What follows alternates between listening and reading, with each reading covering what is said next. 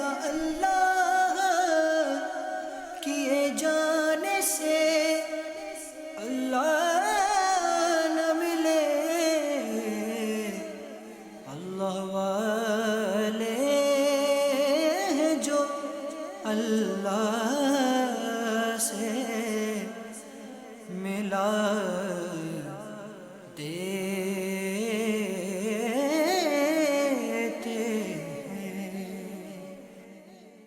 الحمدللہ رب العالمین والصلاة والسلام علی سید المرسلین، اما بعد فاعوذ باللہ من الشیطان الرجیم، بسم اللہ الرحمن الرحیم، الصلاة والسلام علیک یا رسول اللہ وعلی آلک واصحابک یا حبیب اللہ، الصلاة والسلام علیک یا نبی اللہ وعلی آلک واصحابک یا نور اللہ۔ مدنی چینل کے ناظرین، پروگرام اللہ کے دوست ایک بار پھر لے کر آپ کی بارگاہ میں حاضر ہیں۔ اللہ کریم رب العزت جل وعلا ہم سب کو ایسے اعمال بجا لانے کی توفیق عطا فرمائے کہ ہمارا بھی شمار اللہ کے پیارے بندوں میں ہو جائے، اللہ کے دوستوں میں ہو جائے۔ ابتداً درود پاک کی فضیلت ہمارے پیارے نبی صلی اللہ علیہ وآلہ وسلم کا فرمان معظم عالی شان، جو شخص ایک دن میں 1000 مرتبہ مجھ پر درود بھیجے وہ اس وقت تک مرے گا نہیں جب تک جنت میں اپنا مقام نہیں دیکھ لے۔ اللہ کریم مجھے آپ کو کثرت سے درود پڑھنے کی توفیق عطا فرمائے۔ بطور خاص 1000 مرتبہ کوئی خوش نصیب اگر روزانہ درود پڑھتا ہے تو انشاءاللہ العزیز اسے مرنے سے پہلے جنت میں جو اس کا مقام ہے اس کا بھی دیدار ہوگا، اور ظاہر ہے جس کا جنت میں مقام ہوگا، جنت میں گھر ہوگا، اس کا خاتمہ بھی انشاءاللہ العزیز ایمان پر ہوگا اور اللہ کی رحمت سے داخل جنت بھی ہوگا۔ صلو علی الحبیب صلی اللہ تعالی علی محمد صلی اللہ علیہ وآلہ وسلم۔ مدنی چینل کے ناظرین، رمضان شریف کا مبارک بابرکت مہینہ دیکھا، اور اس کے اندر آدمی نیکی کی طرف بڑی رغبت کرتا ہے، گناہوں سے، برائی سے، اور حتی الامکان بہت بڑے گناہوں اور نافرمانی والے کاموں سے اپنے آپ کو بچا لیتا ہے۔ کیوں؟ کیونکہ دن بھر روزے کی حالت میں ہونا۔ روزہ وہ ہے جو انسان کی پریکٹس کرواتا ہے۔ لعلکم تتقون، اللہ رب العالمین نے روزے کے مقصد کو بیان فرمایا تاکہ تم متقی بن جاؤ۔ متقی یعنی تقوی، پرہیزگاری اختیار کرنے والے، اللہ سے ڈرنے والے، یہ بن جاؤ۔ تو جب انسان سارا دن اسی کوشش میں رہتا ہے اور اپنے آپ کو گناہوں اور نافرمانیوں سے بچاتے ہوئے، اور بالخصوص ایسی چیزوں سے اپنے آپ کو بچاتے ہوئے کہ جو اس کے روزے کو نہ توڑیں، جو اس کے روزے کو توڑ دیں، اس چیزوں سے اپنے آپ کو بچاتے ہوئے سارا دن گزارتا ہے، اور اس کی یہی کوشش ہوتی ہے، اور ہر وقت ایک تصور ذہن کے اندر نقش ہو جاتا ہے، کیا؟ اللہ دیکھ رہا ہے۔ اور روزہ باطنی عبادت ہے، بدنی عبادت ہے، یعنی اس طور پر باطنی عرض کر رہا ہوں کہ یہ کوئی ظاہری عمل نہیں ہے۔ نماز ہے تو ایک ظاہری طور پر ہے، اور روزے کے اندر کسی کے ماتھے پہ نہیں لکھا ہوا کہ یہ روزے کی حالت میں ہے۔ تو روزہ جس نے رکھا ہے اللہ کے لیے، اور وہ اس کی حفاظت کرتا ہے، چاہے تنہائی میں ہو، چاہے کہیں خلوتوں میں ہو یا جلوتوں میں ہو، وہ اس کی حفاظت کرتا ہے، اور اس کا تصور ایک نقش ہو جاتا ہے۔ اللہ دیکھ رہا ہے، اگرچہ کوئی زمانے کا آدمی نہ دیکھے، رب مجھے دیکھ رہا ہے، میں نے اپنے روزے کی حفاظت کرنی ہے، روزے کو بچانا ہے۔ اور اسی کے ساتھ ساتھ پھر کئی گناہوں سے بھی وہ اپنے آپ کو بچاتا ہے۔ اب جب رمضان شریف رخصت ہو جاتا ہے تو عید کے دن سے ہی آدمی بسا اوقات شیطان کے جال میں پھنس جاتا ہے، اور پھر وہ نافرمانیوں کی طرف قدم بڑھانا شروع ہو جاتا ہے،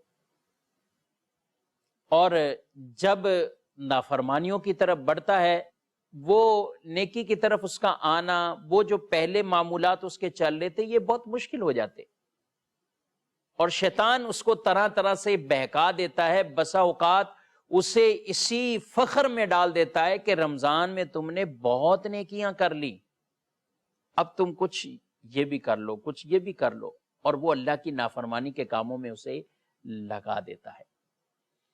اللہ کے دوستوں اور اللہ کے پیارے بندوں کا ایک خوبصورت وصف وہ ہے استقامت۔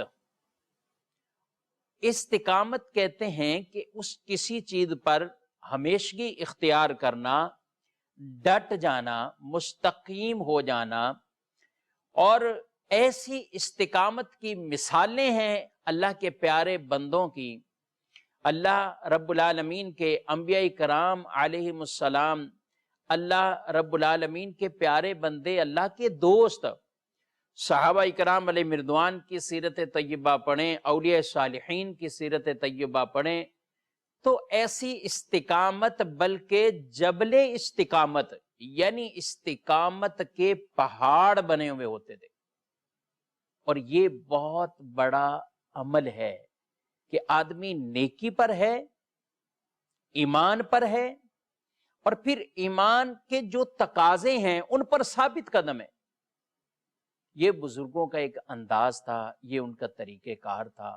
یاد رکھیے، کسی بھی ولی اور بزرگ کے لیے کرامتیں دکھانا اور کرامتوں کو ظاہر کرنا، یا کرامتیں ان سے ثابت ہو جانا، وجود میں آ جانا، یہ شرط نہیں ہے کہ ولایت کا دار و مدار کرامت پر ہو، یہ شرط نہیں ہے۔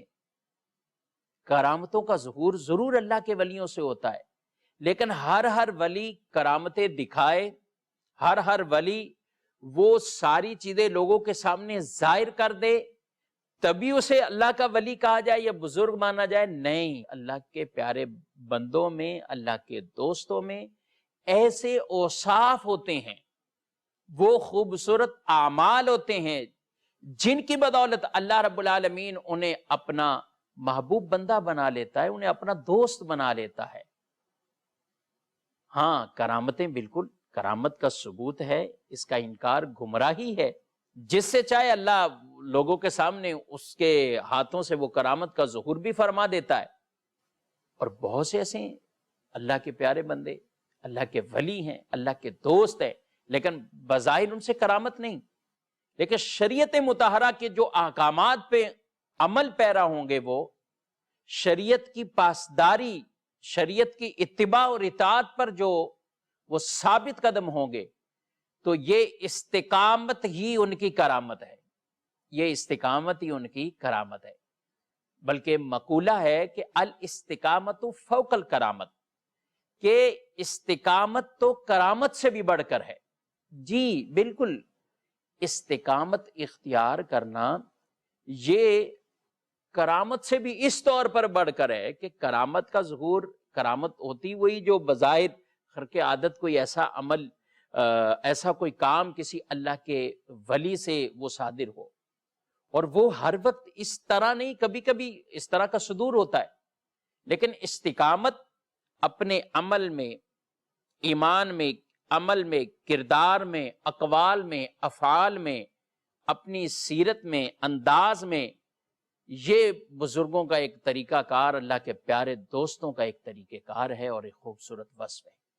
ہم اپنی زندگیوں کو تھوڑا سا اگر اس کے ساتھ ملانے کی کوشش کریں کہ ہم اگر کوئی مقدس دن یا مقدس شب یا مقدس رات یا گھڑیاں کوئی آتی ہیں تو ہمارے دلوں میں نرمی پیدا ہوتی ہیں، ہم اللہ کی عبادت کی طرف آتے ہیں۔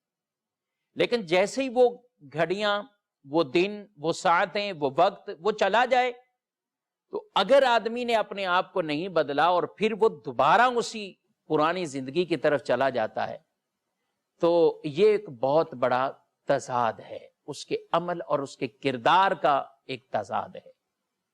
بزرگان دین استقامت اختیار کیے ہوئے ہوتے، اور اللہ نے ایسے لوگوں کی تعریف فرمائی ہے، اور رب انہیں کیا انعام دیتا ہے، جو لوگ ڈٹے رہتے ہیں اور مستقیم ہوتے ہیں، استقامت اختیار کرتے ہیں، اللہ انہیں کیا انعام دیتا ہے۔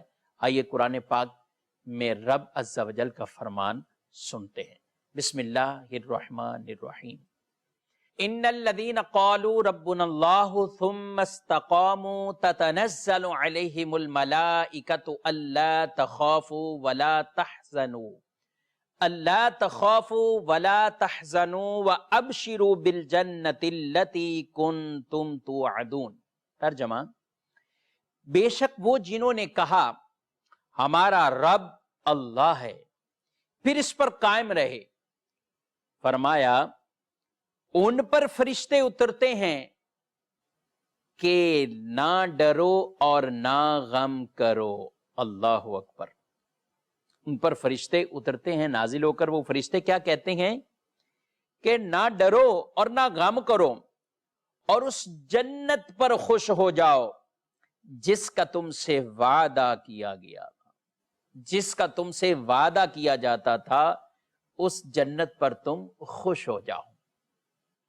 اس میں ایک وصف بیان کیا گیا، ان الذین قالوا ربنا اللہ ثم استقاموا، جنہوں نے کہا ہمارا رب اللہ ہے، ہمارا رب اللہ ہے، اور پھر اس پر استقامت اختیار کی، پھر اس پر ڈٹ گئے، ٹھہرے رہے، اور ایمان یعنی یہ اقرار کیا، اور پھر اس اقرار اور اس کے لوازمات وہ اس پر ڈٹے رہے، ٹھہرے رہے، استقامت اختیار کیے رہے، تو اللہ کے فرشتے ان پر نازل ہوتے ہیں اور ان سے کہتے ہیں تم ڈرو نہیں، تم خوف نہ کھاؤ، کوئی ڈر نہیں، کوئی خوف نہیں، یعنی آگے کا کوئی ڈر نہیں، پچھلا کوئی غم نہیں، کہ آدمی اپنے اہل و عیال سے جا رہا ہو، دنیا سے اس کا آخری جب سفر ہے تو انہیں کوئی اس طرح کا غم نہ لاحق ہو۔ اس وقت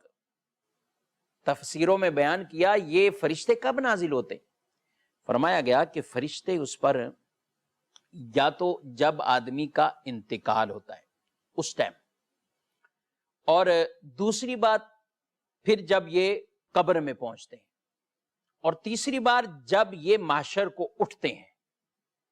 آپ ذرا اندازہ کیجئے جس بندہ مومن کو، جس خوش نصیب کو یہ آوازیں آئیں اور یہ پکار اور صدا اور خوشخبریاں سنائی جائیں کہ اللہ کے بندے تمہیں ڈر نہ ہو، ڈرو نہیں، غم بھی نہ کھاؤ، آگے تمہارے لیے خوشخبریاں ہیں۔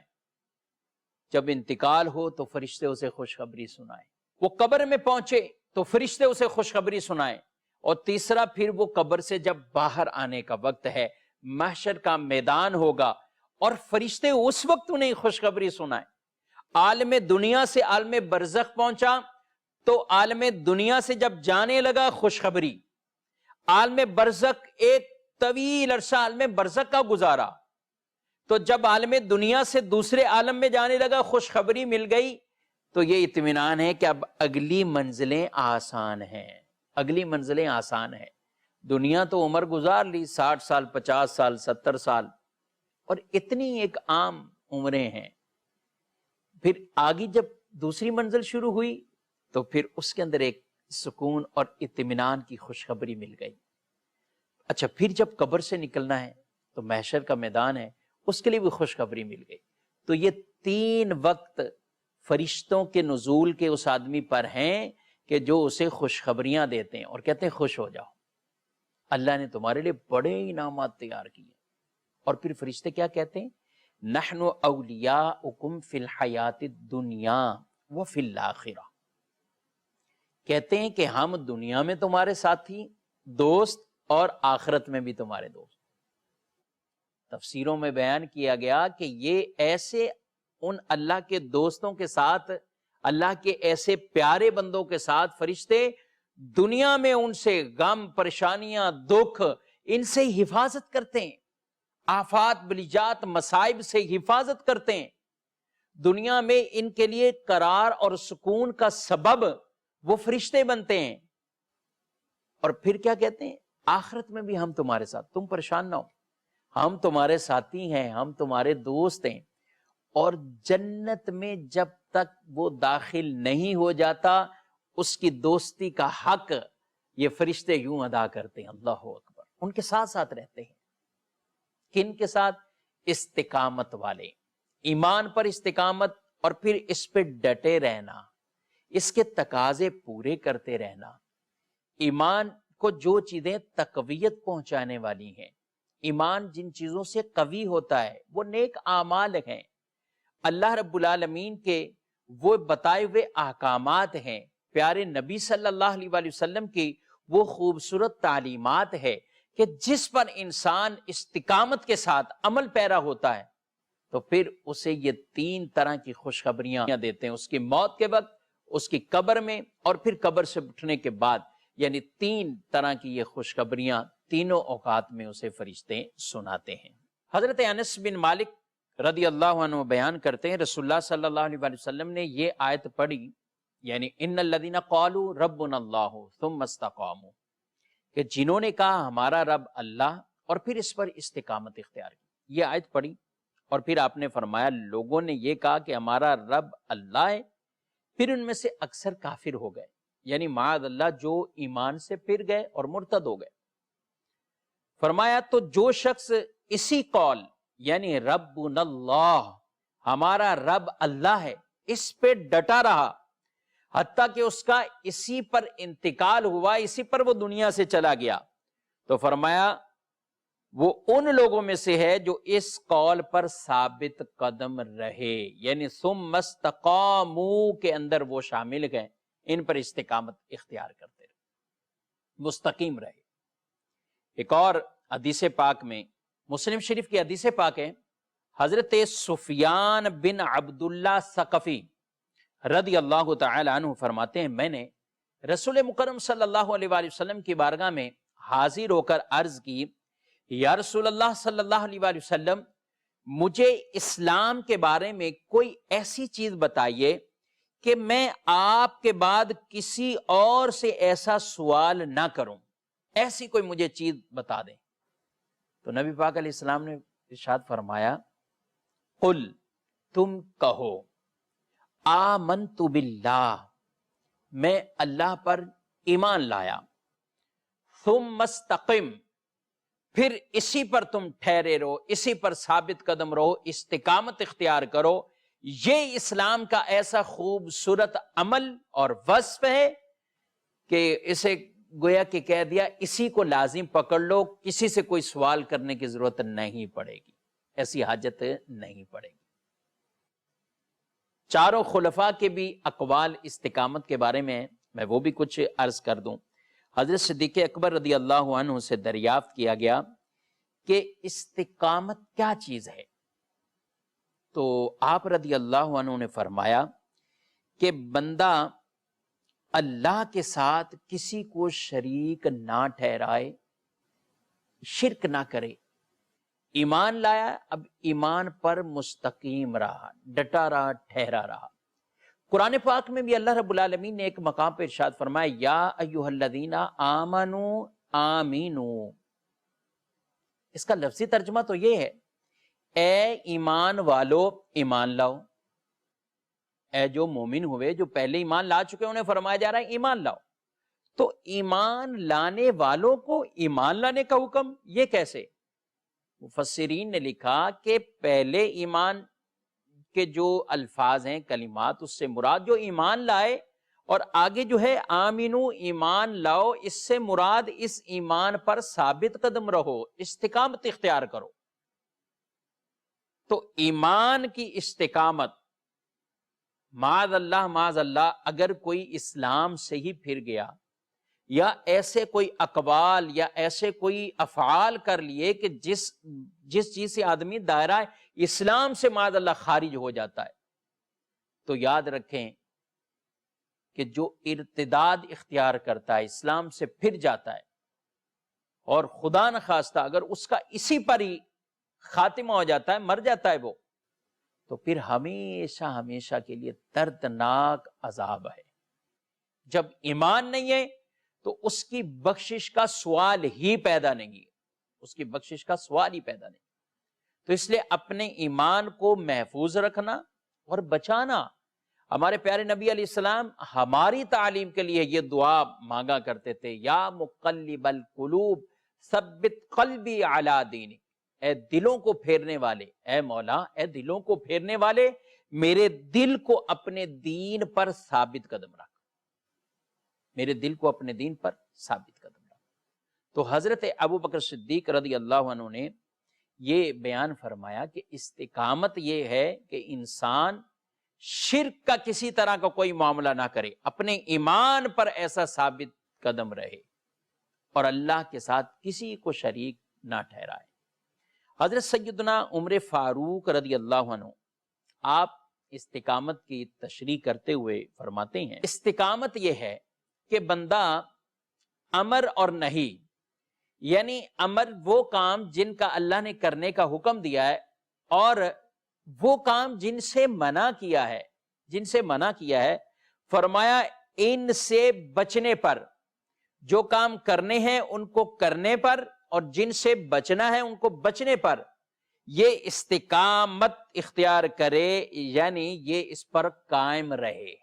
اور فرمایا یہ لومڑی کی طرح ہیلا سازیاں کر کے راہ فرار نہ اختیار کرے، طرح طرح کے کوئی ایسے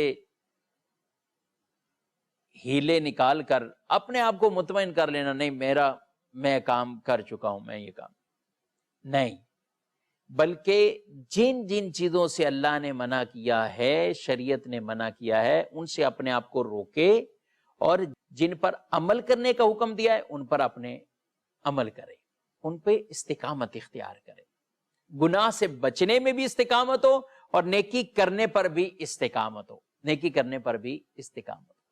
حضرت سیدنا عثمان غنی رضی اللہ عنہ آپ فرماتے ہیں کہ بندہ عمل میں اخلاص پیدا کرے، یہی استقامت ہے۔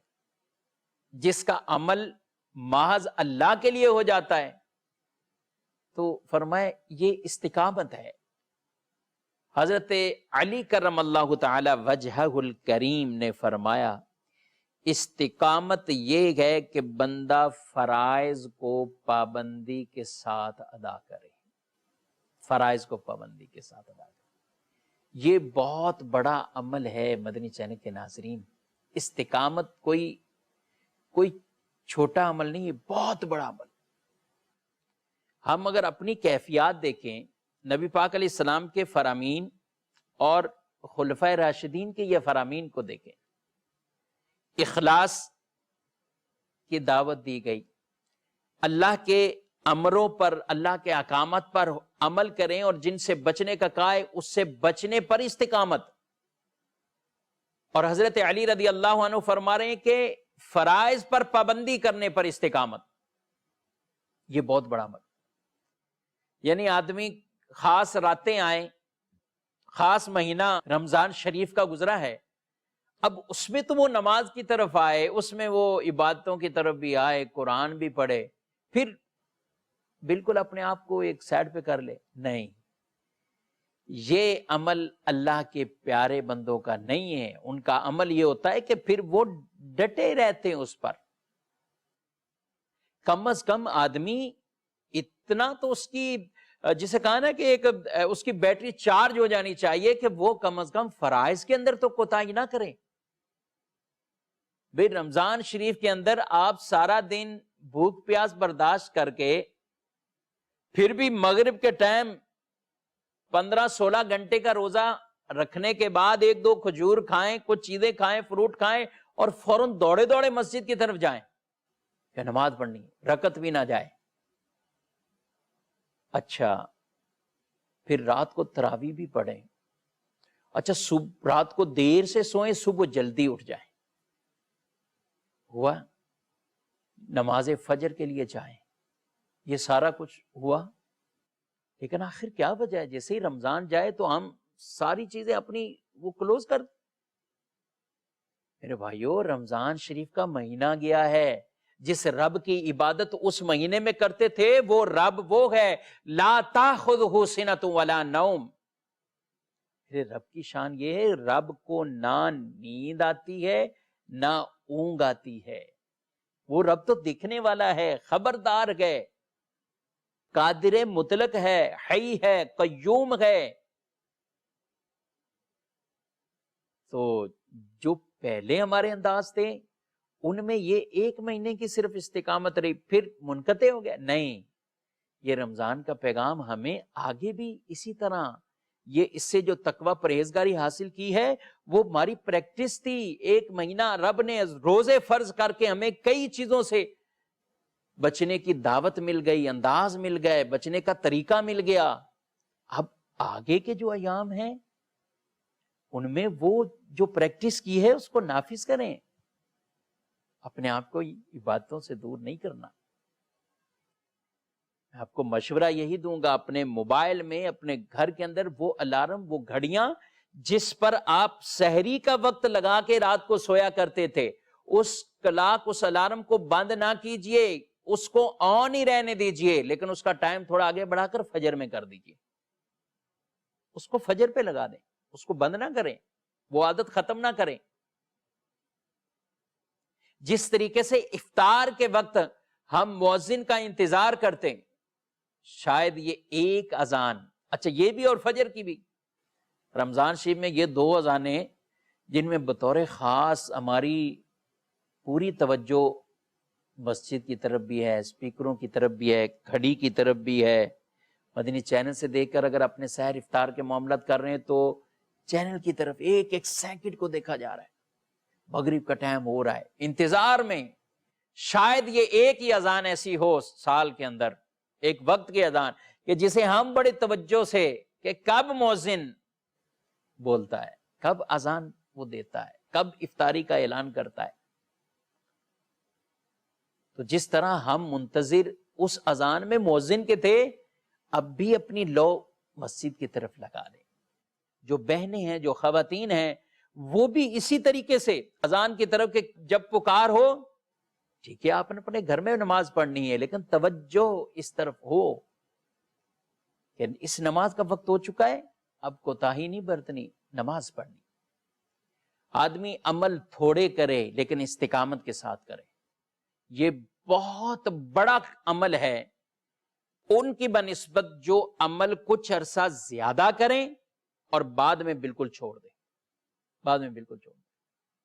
ایک وہ شخص ہے پوری رات قرآن پڑھ رہا ہے، پوری رات نوافل پڑھ رہا ہے، تلاوتیں کر رہا ہے، لیکن کب کرتا ہے؟ صرف ہفتے میں 1 دن کرتا ہے، 6 دن چھوڑ دیتا ہے. 1 مہینہ کرتا ہے، 11 مہینے چھوڑ دیتا ہے. یہ محمود نہیں ہے، یہ ایک اچھا عمل اس انداز سے نہیں ہے. اس کو چاہیے تھا کہ یہ اگر درمیانی کیفیات میں بھی آ جاتا ہے، یا کم از کم اللہ کے فرائض پر عمل کرنے والا بن جاتا ہے. نبی پاک علیہ الصلوۃ والسلام نے جن سنتوں کو لازمی قرار دیا ہوا ہے، جو آپ صلی اللہ علیہ وسلم کی سنتیں، سنت مؤکدہ ہیں، یہ کم از کم انہی کو پڑھنے والا بن جاتا. لیکن استقامت کے ساتھ، وہ چاہے رمضان ہے، وہ غیر رمضان ہے، وہ جمعہ ہے یا کوئی اور دن ہے، استقامت اختیار کرتا ہے. یہ بہت بڑا عمل ہے، یہ بہت بڑا عمل. اور ایسے خوش نصیبوں کو جو استقامت اختیار کرتے ہیں، اللہ انعام کیا دیتا ہے. فرشتے ان کو یہ خوشخبریاں تو سناتے ہیں کہ تمہارے لیے جنت ہے، تم ڈرو نہیں، غم نہ کھاؤ. ساتھ ساتھ یہ کہتے ہیں نحن اولیاؤکم فی الحیات الدنیا وفی الآخرہ، ہم دنیا کی زندگی میں اور آخرت میں تمہارے دوست ہیں، ہم تمہارے ساتھی ہیں، تمہارے دوست ہیں. وَلَكُمْ فِيهَا مَا تَشْتَهِي أَنفُسُكُمْ وَلَكُمْ فِيهَا مَا تَدَّعُونَ، اور تمہارے لیے جنت میں ہر وہ چیز ہے جو تمہارا جی چاہے، اور تمہارے لیے اس میں ہر وہ چیز ہے جو تم طلب کرو گے، جو تم مانگو گے، طلب کرو گے. نُزُلًا مِّن غَفُورٍ رَحِيمٍ، ارشاد فرمایا بخشنے والے مہربان کی طرف سے مہمانی ہے. یہ اللہ کی طرف سے انعام ہے کہ جو تم طلب کرو گے، جو تم چاہو گے، تمہارے نفس کے اندر کسی چیز کی خواہش پیدا ہوگی، تمہیں جنت میں وہ عطا کیا جائے گا. جو مانگو گے تمہیں وہ بھی عطا کر دیا جائے گا. وہ جنت کی عظیم و شان نعمتیں ہیں.